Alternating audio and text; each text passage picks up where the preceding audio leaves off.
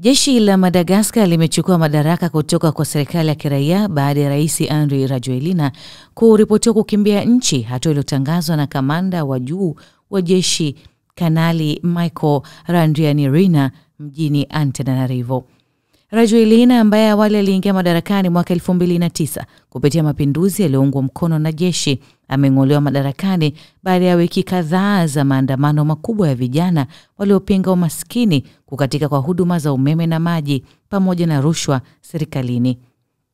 Kufuatia kura ya kumvua madaraka Rajoelina, wabunge wa Madagascar walimuondoa Rajoelina kwa kura 130 za ndio, huku wanachama wa chama chake wakiwepo kwenye kura ya kuondolewa kwake katika bunge la kitaifa, na hata walipiga kura nyingi dhidi yake na hivyo kuongeza shinikizo kumtaka ajiuzulu. Ofisi ya rais imelaani hatua hiyo, ikiita uvunjaji mkubwa wa utawala wa sheria, ikisisitiza kuwa taifa bado limesimama.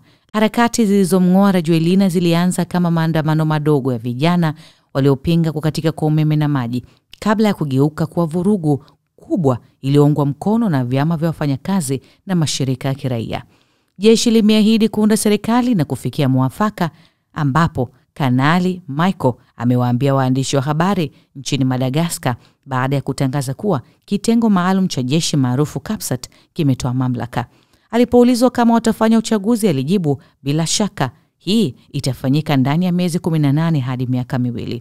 Mkuu wa Kapsat alisema waandamanaji wa Gen Z watakuwa sehemu ya mageuzi hayo ya serikali kwa sababu vuguvugu hilo liliundwa mitaani, kwa hivyo wanapaswa kuzingatia matakwa yao, na kusema yeye na maafisa wenzake hawakuwa na budi ila kuung'oa madarakani utawala uliopo.